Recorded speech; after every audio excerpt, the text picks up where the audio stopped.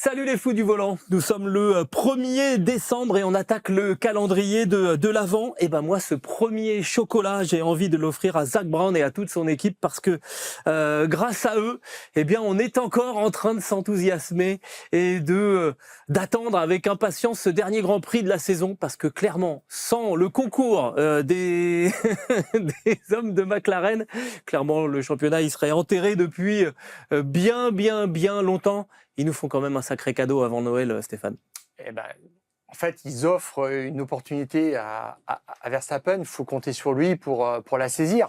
C'est ça qui est extraordinaire. Peut-être qu'avec d'autres pilotes, ça serait pas le cas, mais on sait que lui, il maximise tout.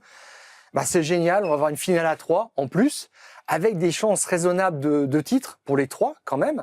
On va voir ça dans l'émission, mais c'est sûr que c'est excitant. C'est une fin de saison qu'on n'imaginait pas.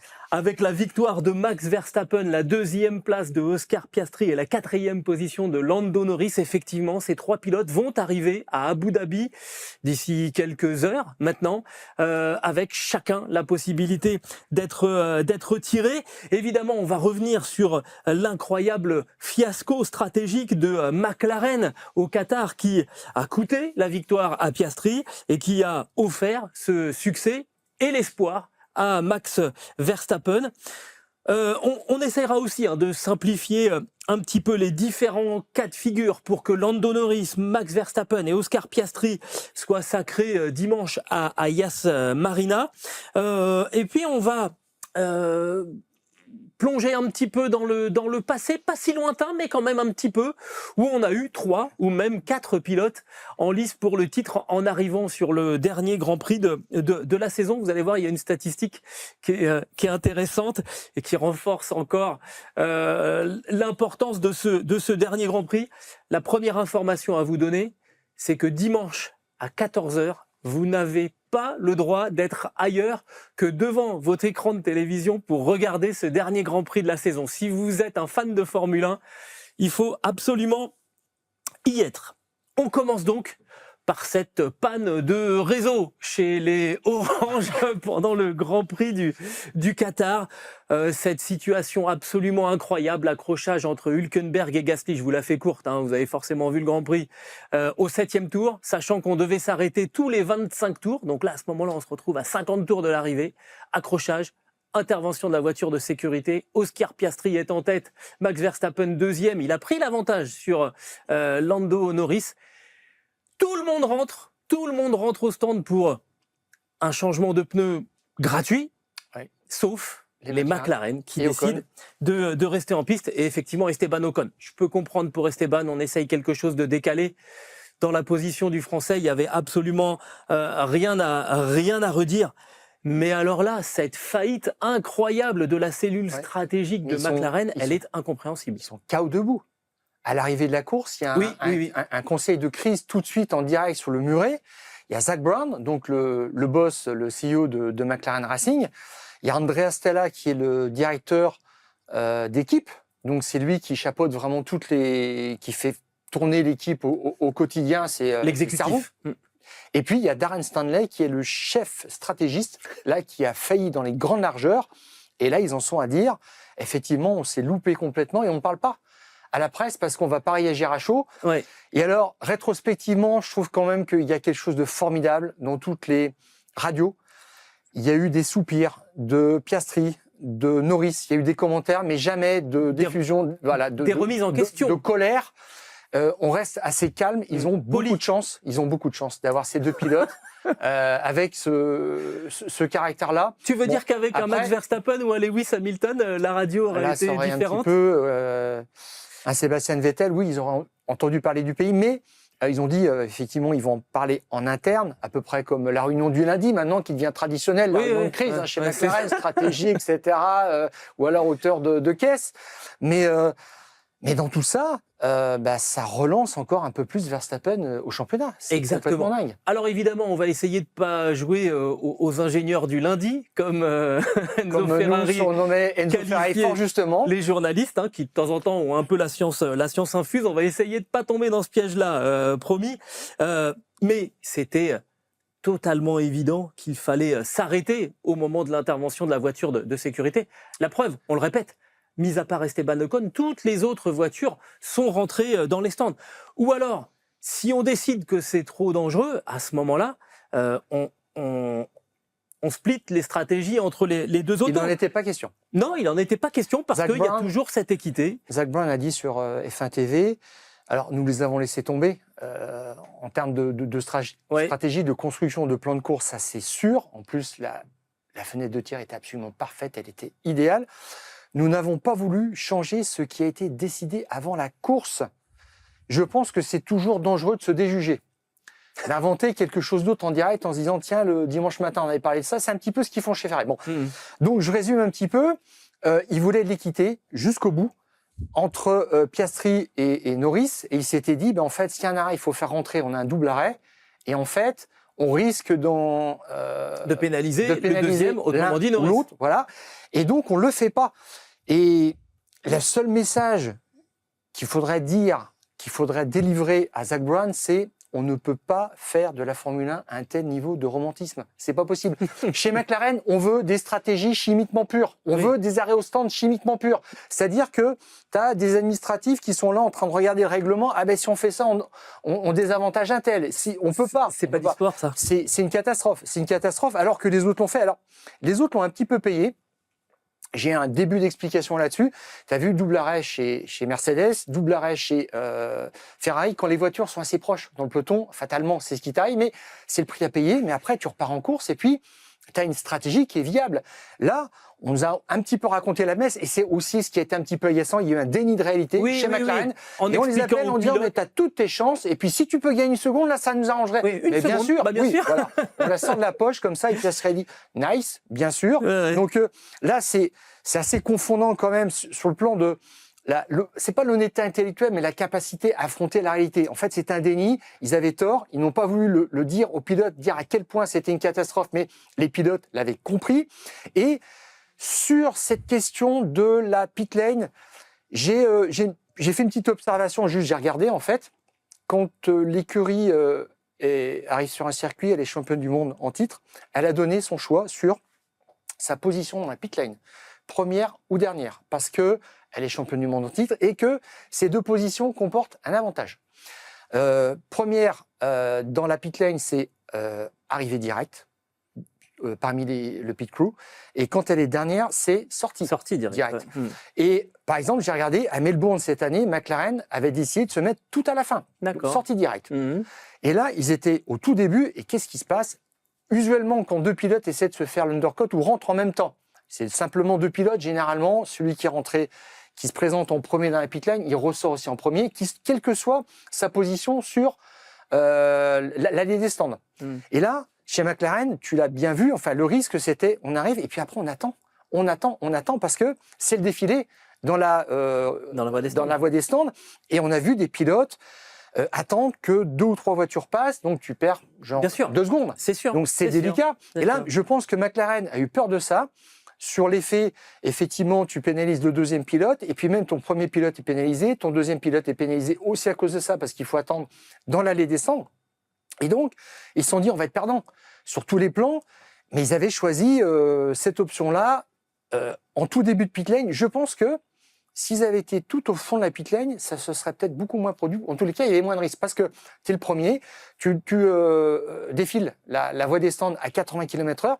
Normalement, quand tu arrives, t'es servi, et les premiers pilotes derrière toi qui repartent, de toute façon, ils peuvent pas te doubler si t'as pas fait un arrêt de 4 secondes, 5 secondes. Ouais. Après, la question est un petit peu plus délicate sur le deuxième pilote, mais là, c'est pareil, t'as une sortie directe. Et chez Sauber, ils l'ont fait. À un moment donné, ça se joue comme ça, à toi, à moi, mais en fait, le pilote, il sort. Il est pas gêné. Donc, je pense qu'ils ont peut-être raté quelque chose. Alors, c'est pas un fail en tant que soi, mais je pense qu'il y avait peut-être une possibilité de limiter le risque. En tous les cas, tu vois par expérience, tu te dis tiens, c'était peut-être mieux un peu plus loin sur la pit line, mais donc ça, c'est en partie ce qui a fait peur à McLaren. Moi, ce qui m'a vraiment surpris, c'est que Piastri reste en piste. On voit Verstappen rentrer, et je me suis dit, Norris va suivre. C'est logique à ce moment-là. Tu te dis même si Piastri reste en piste, non, on reste sur cette technique. Alors, pour moi, il y a erreur l'anticipation, à la préparation avant le Grand Prix. Il y a une erreur au moment de la réaction, on est totalement inactif.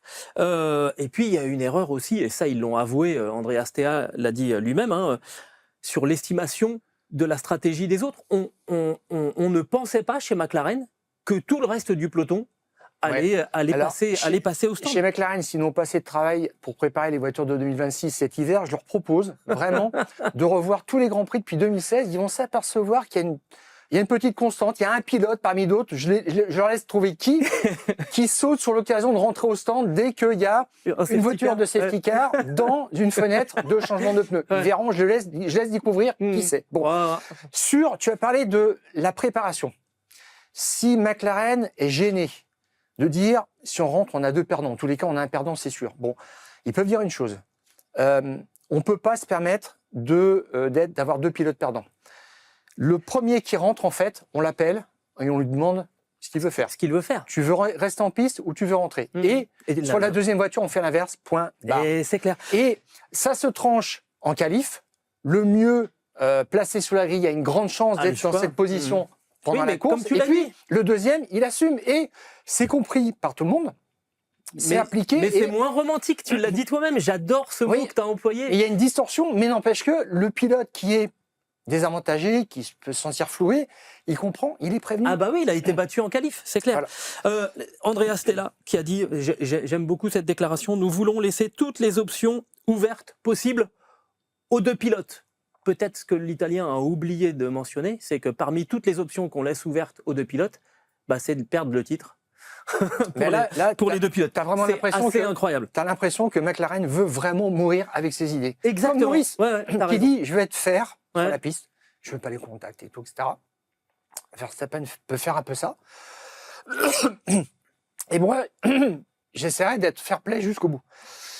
C'est tout à son honneur, attention, on dit pas l'inverse, mais il y a un moment, ça va sans doute, il y a un moment, ça va se retourner. Ça se retourne un petit peu contre eux. Si on fait le point au championnat quand même, parce que c'est ça le plus important, Lando Norris reste en tête. Malgré cette 4e place, mais il n'a plus que 12 points d'avance au championnat sur Max Verstappen. Oscar Piastri est repassé derrière Max Verstappen, puisque Piastri avait remporté la course sprint samedi.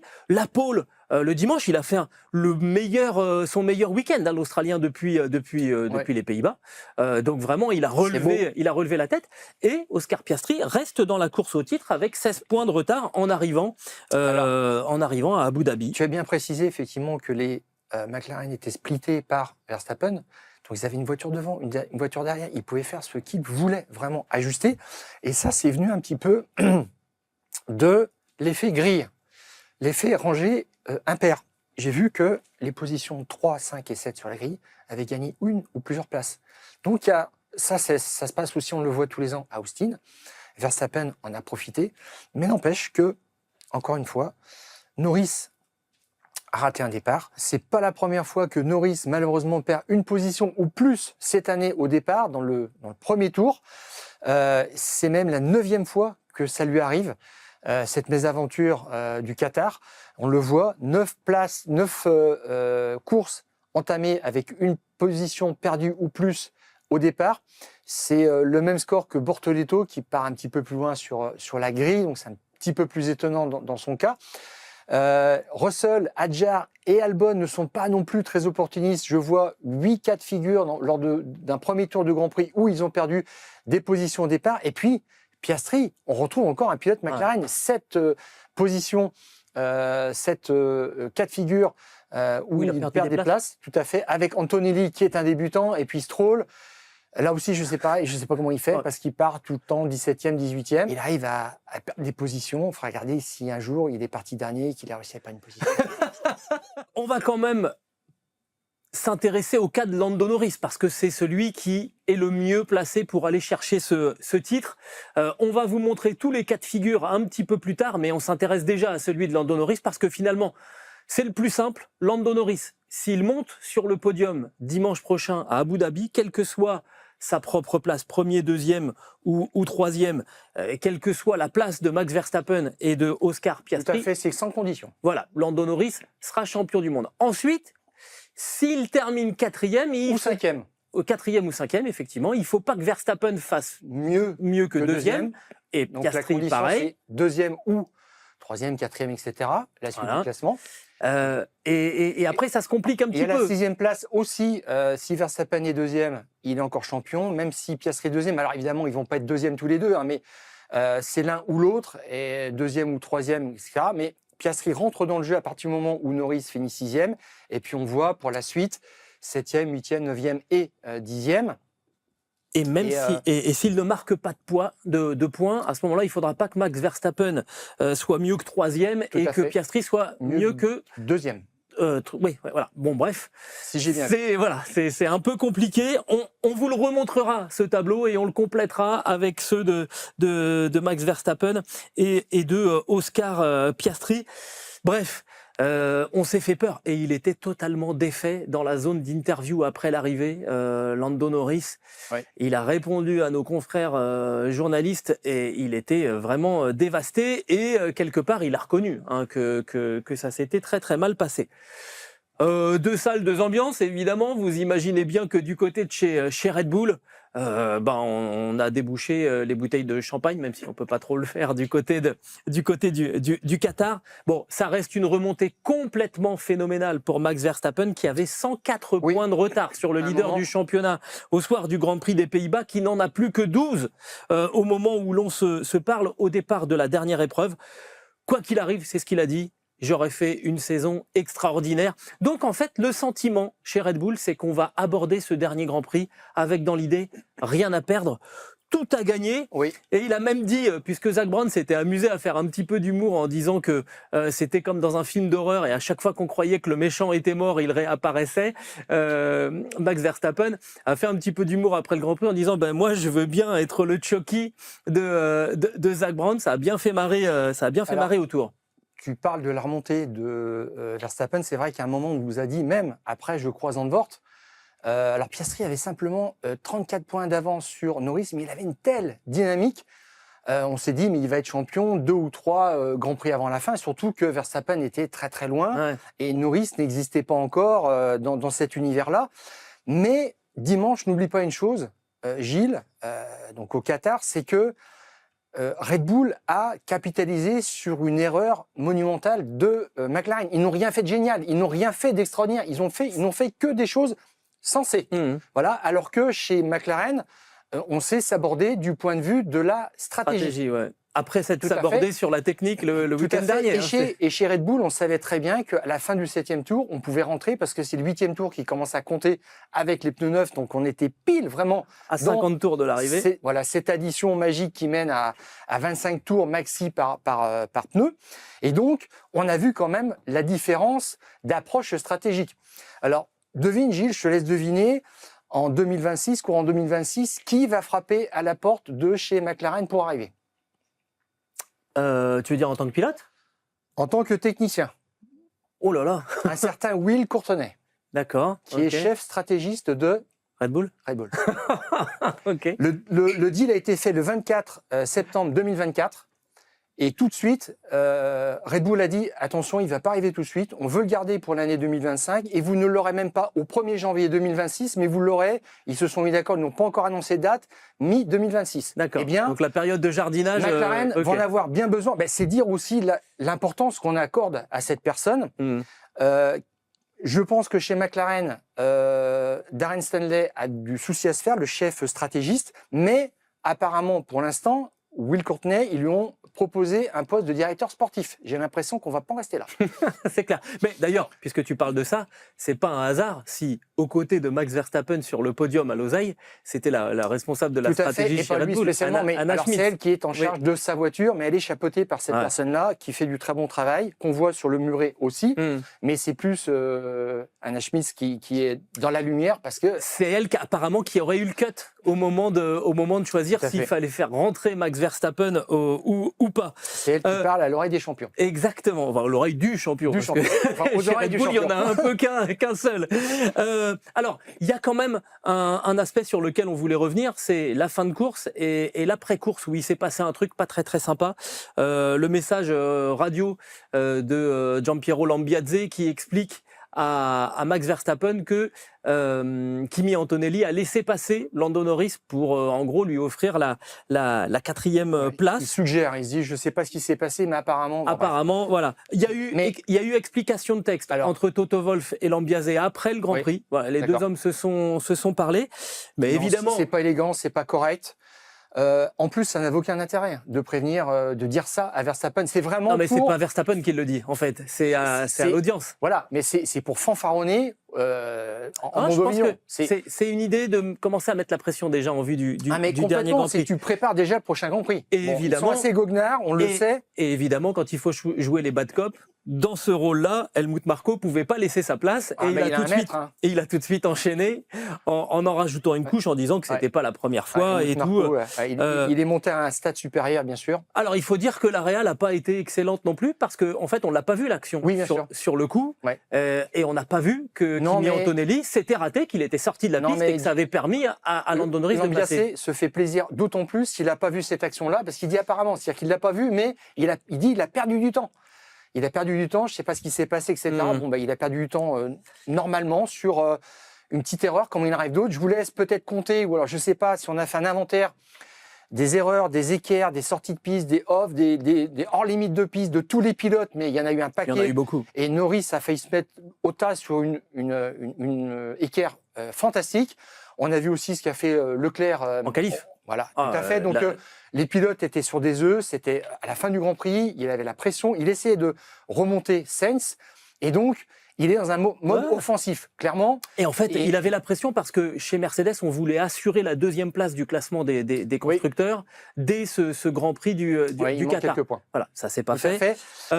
Mais j'en viens à une chose. C'est qu'il y a une petite cabale envers Antonelli. Oui, parce que justement, j'allais venir. Voilà. Je te laisse resituer les choses. Non, mais en fait, Helmut Marko remet une couche en disant c'est pas la première fois. Évidemment, Kimi Antonelli, on se souvient qu'il avait percuté Max Verstappen aussi en Autriche. Donc tout ça fait que. Alors Marko, on peut pas le laisser dire ça. C'est-à-dire que Marko sous-entend aussi qu'il avait fait exprès. C'est-à-dire qu'il arrive à Mc12 dans le virage, il se dit ah là, j'ai prévu, il y a Verstappen et je vais me le faire. Enfin, il y a un moment. Faut être un tout petit peu sérieux, faut avoir la tête sur les épaules et c'est plus qu'inélégant, je sais pas. Et Marko ne nous parle pas du coup de tampon de Verstappen contre Russell en Catalogne. Ça, Montmelo, c'était lamentable. Aussi, ça s'est fait finalement, c'est Verstappen qu'on a parlé lui-même. Tout à fait, il a suggéré, il a pas dit directement, mais que c'était une erreur personnelle. Bon. Exactement. Et j'ajoute quelque chose parce que c'est important. Il y a un contexte qui remonte aussi à Sao Paulo où tout le monde était vent debout contre Antonelli qui s'était pas décalé sur l'attaque de Piastri, qui aurait pu le faire. On a vu que, noir sur blanc, sur le règlement, il n'était pas obligé de le faire. C'est-à-dire que Piastri n'avait pas gagné un droit sur le virage, donc ça veut dire que Antonelli pouvait ne rien faire, il a évalué les risques, et puis il a dit j'avais des voitures tout autour, je regardais pas que dans ma rétroviseur, donc j'ai continué en me concentrant et puis tu prends le virage suivant. Je te laisse juste imaginer si dans cette situation, c'est Verstappen qui avait été à la place. Ah bah. Qu'est-ce qu'il aurait dit? Ben non, j'avais pas à lui laisser de la place ni rien. Verstappen, il va pas se mettre au tas pour laisser passer Piastri. Mais on reprochait quelque chose à Antonelli qu'on n'aurait jamais eu l'idée de reprocher à Verstappen. Et on est dans ce contexte-là où Red Bull a ciblé Mercedes, mais on ne sait pas pourquoi. Alors on sait un peu pourquoi, mais alors en tout cas, ça a pour conséquence un truc qui est puant, dégueulasse, infâme, c'est que ces dernières heures, Kimi Antonelli est la proie de messages, de menaces de mort sur les réseaux sociaux. Il faut être un abruti pour faire ce genre de choses. Déjà, parce que on a vu que Kimi Antonelli avait pas fait exprès de laisser passer Lando Norris, que quand bien même ça serait pas très sportif, ça veut pas de menace de mort s'il l'avait fait. Et ça a mis sans doute chez Red Bull un certain malaise. Et ce lundi matin, Red Bull a communiqué les commentaires faits avant la fin. Donc ça, c'est pour Giampiero Lambiase. Et immédiatement après le Grand Prix du Qatar, ça c'est pour Helmut Marko, suggérant que le pilote Mercedes Kimi Antonelli aurait délibérément permis à Lando Norris de le dépasser, sont clairement incorrects. Les images rediffusées montrent qu'Antonelli a momentanément perdu le contrôle de sa voiture, permettant ainsi à Norris de le dépasser. Nous regrettons sincèrement que cela ait conduit à des insultes en ligne à l'encontre de Kimi. Ça sonne comme un petit coup de règle sur les doigts de Lambiase et de Helmut Marko.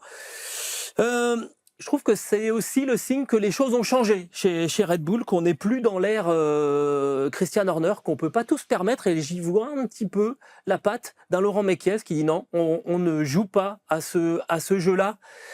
Et je trouve que c'est plutôt bien de tout de suite dire non, non, attendez, on va pas jouer là-dessus. Voilà, il y a eu des écarts de langage. Ok, très bien. En tout cas, dans le sens, dans le soupçon, c'était pas très beau.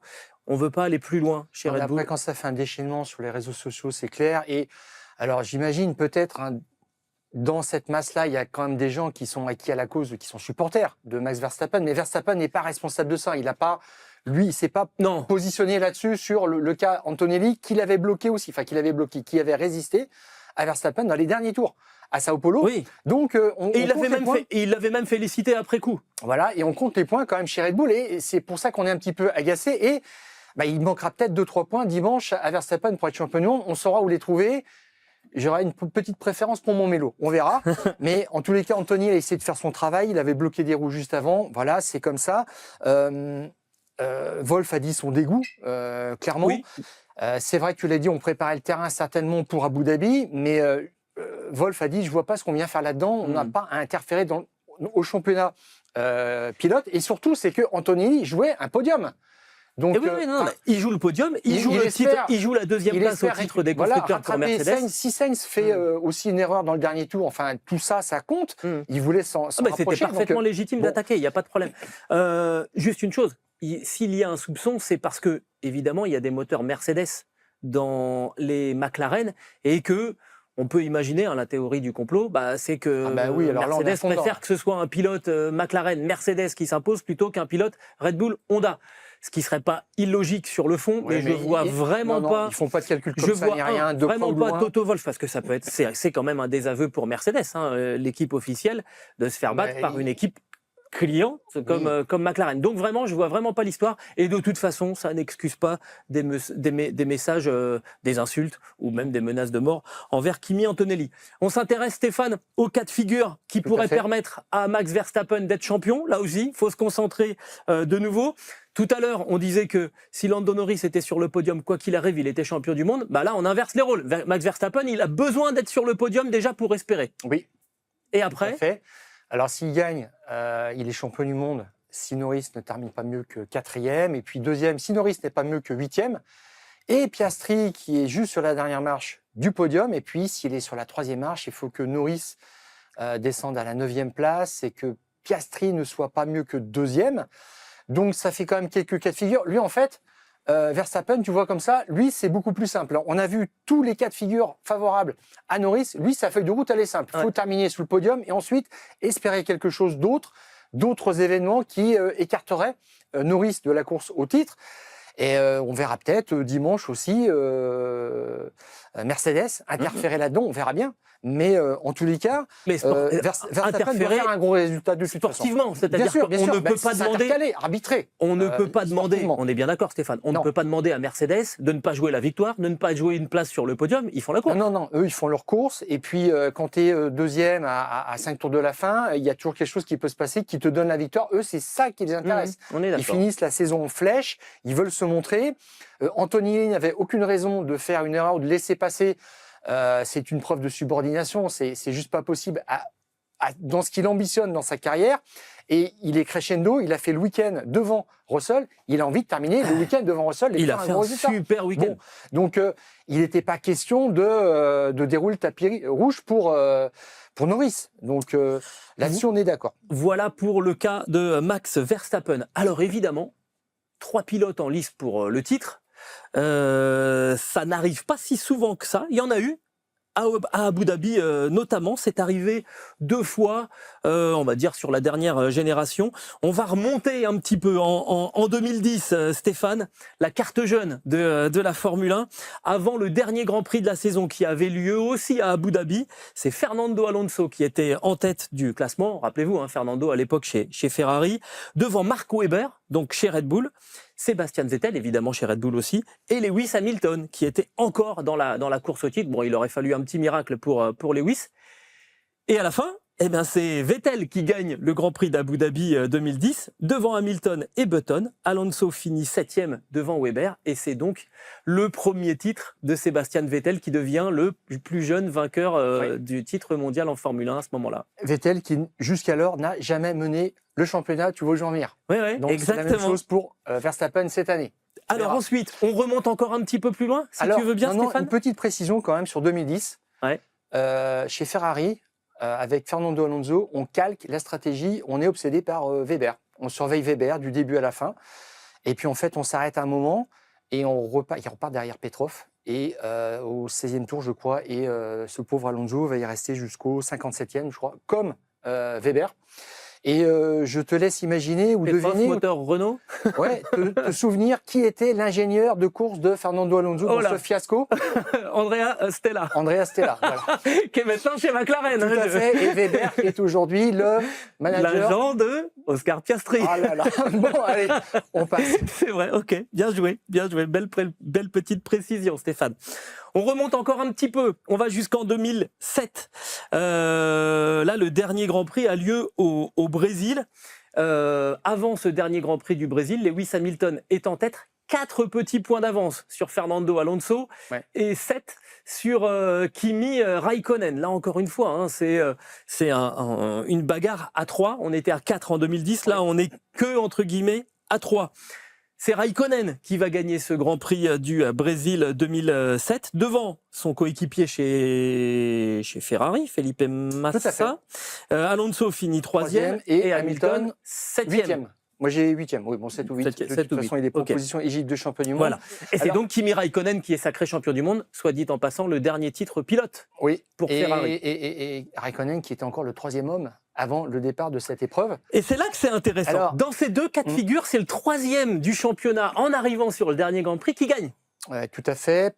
Alors là, en fait, dans ce cas de figure en 2007, on se dit que Raikkonen ne peut pas être champion du monde parce que 2 Grands Prix avant la fin, il a 17 points de retard sur le leader du championnat, alors qu'il y en a 20 à distribuer. On dit c'est impossible, on l'oublie complètement. À cette époque-là, ça fait 10 points pour la victoire, hein, pas 25. Exactement, et on voit qu'il a peu à rattraper sur Alonso. Donc finalement, il faut qu'il arrive quelque chose à Hamilton pour que ça passe. Et il faut un doublé Ferrari, ce qui n'est pas non plus extravagant à cette époque où la Ferrari est la meilleure voiture du plateau, avec la McLaren. Donc ça se goupille bien, et puis tout arrive. Et là, ce qui est quand même assez marrant, c'est qu'on parle de pilotes auxquels on n'avait pas pensé. Vettel en 2010, Raikkonen en 2007.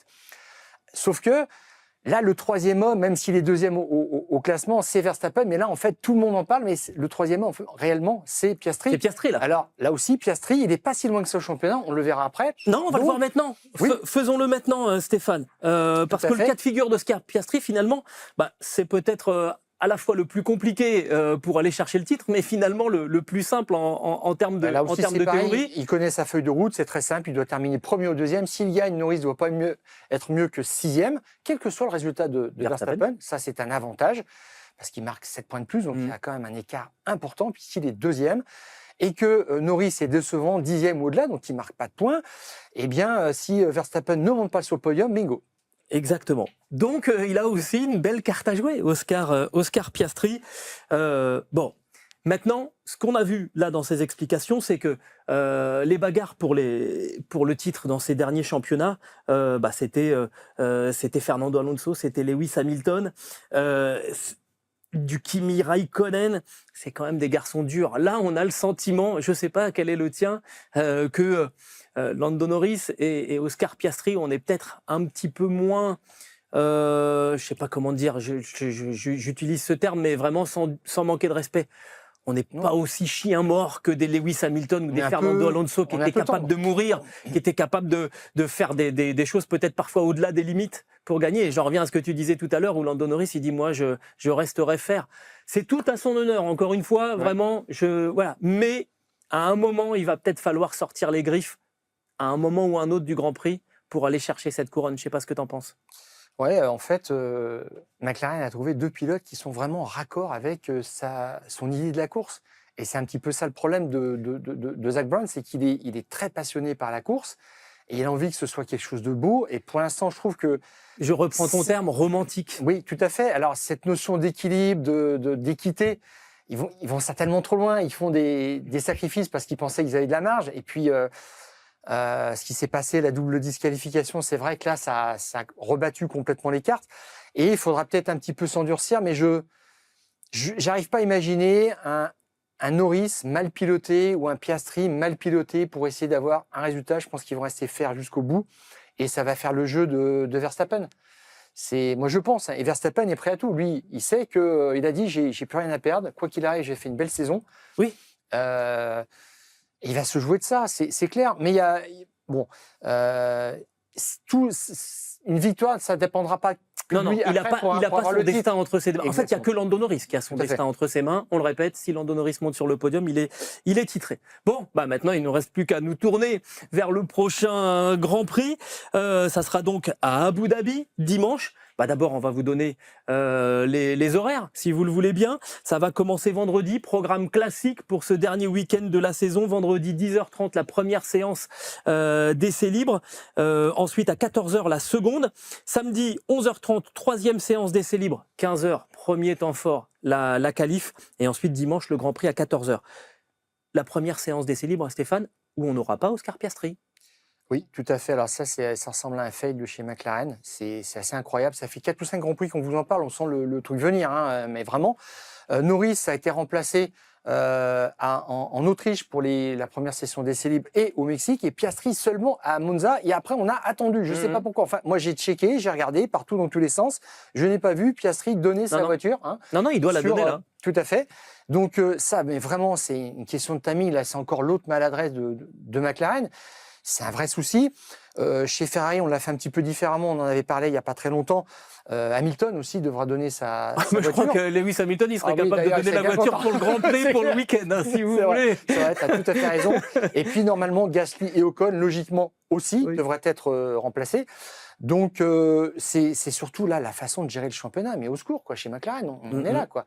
Surtout quand on sait à quel point Piastri a besoin de rouler dès les premiers tours pour s'acclimater. Exactement. Bon. On parle des pneus pour ce Grand Prix Dans la gamme classique, la plus utilisée cette année, c'est C3, C4, C5. C'est presque la gamme la plus tendre. Il y a un C6 qui a été utilisé de temps à autre, mais qui n'était pas satisfaisant. Donc, on va faire dans le classique, dans du connu, c'est pas mal. Sur un bitume qui n'est pas très agressif. Là encore, j'ai regardé les critères que donne Pirelli en termes de dégradation, de bitume abrasif, de stress, de force latérale qui s'applique sur les pneus. On est vraiment dans une moyenne. Donc là-dessus, ça devrait être assez facile à gérer, franchement. Par contre, alors, peu de dépassement. Ça, c'est le point noir. Il y a 2 portions de ligne droite, donc avec 2 zones de DRS, mais ça dépasse pas facilement. Et j'ai regardé quand même depuis 2015, c'est le Poleman qui a gagné. Aïe, aïe, aïe. Ouais. Ah oui. Sans discontinuer. Donc là, c'est un vrai souci, même s'il y a eu quelques rebondissements parfois au départ.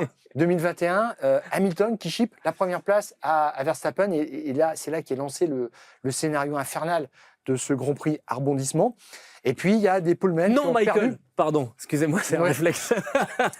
Il y a d'autres hommes de la pole position qui ont perdu leur avantage au départ. Je pense à Vettel sur Hamilton en 2011, à Weber sur Vettel en 2013 et à Rosberg sur Hamilton, encore lui, en 2014. Donc, c'est pas impossible d'avoir un changement au départ, mais c'est vrai que en fait, c'est un circuit où tu tiens une position. C'est peut-être aussi ça qui a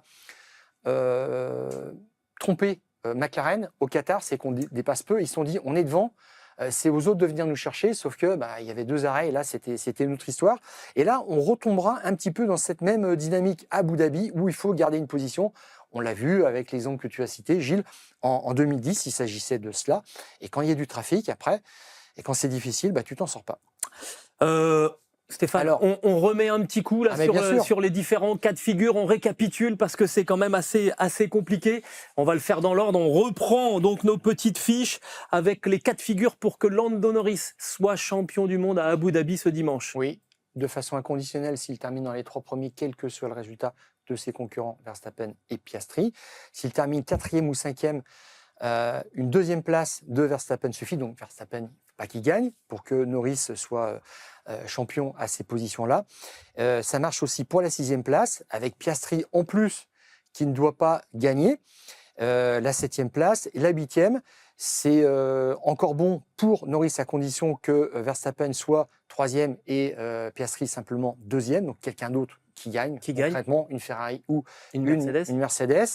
9e, c'est 4e place pour Verstappen, 2e pour Piastri. Et la 10e place où pas de points pour Norris, ça marche encore si Verstappen n'est pas sur le podium et si Piastri est sur la dernière marche. Ça, c'était donc pour Lando Norris qui se présente à Abu Dhabi avec 12 points d'avance sur Max Verstappen. Maintenant, on passe justement à Max Verstappen qui arrive donc à Yas Marina avec 12 points de retard sur Lando Norris et avec 4 points d'avance sur Oscar Piastri. Stéphane, il faut monter sur le podium déjà. Première question. Première condition, c'est pour ça que Laurent Mekies se disait, ça ne dépendra pas de nous.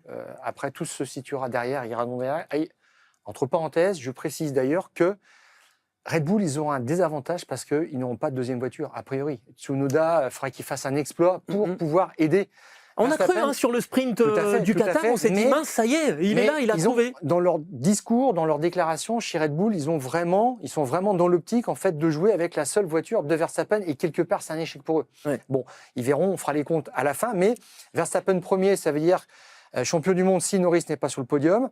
Si il est deuxième, ça marche encore si Norris est 8e et Piastri seulement 3e. Et puis là, une dernière marche sur le podium, ça peut encore marcher. Ça veut dire vraiment que... Ouais, c'est la cata pour Norris.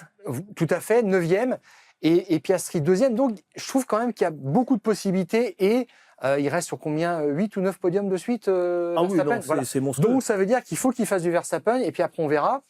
Un petit coup de pouce du destin. Et puis Piastri, il a aussi une chance, premier ou deuxième.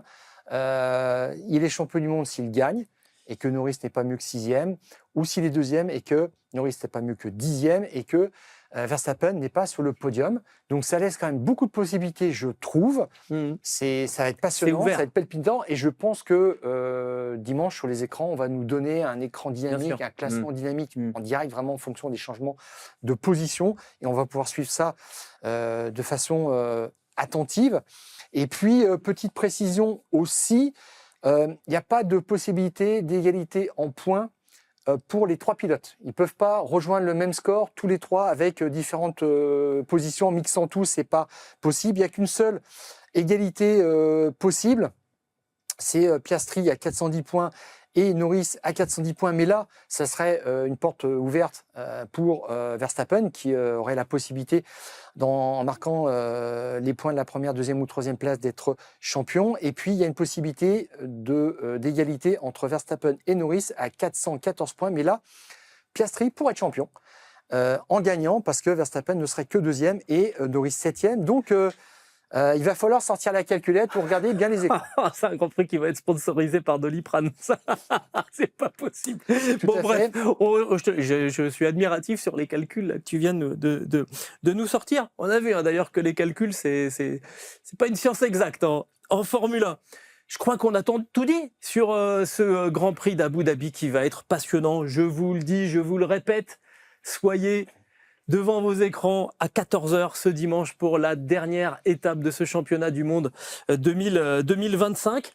Vous dire aussi que le week-end sera quand même assez intéressant aussi en termes de sport mécanique parce que on aura aussi l'ouverture de la Formule 1. On sera à Sao Paulo, pas sur le circuit d'Interlagos, mais dans les rues de Sao Paulo, samedi 6 décembre. La qualif à 13h40, la course à 18h05.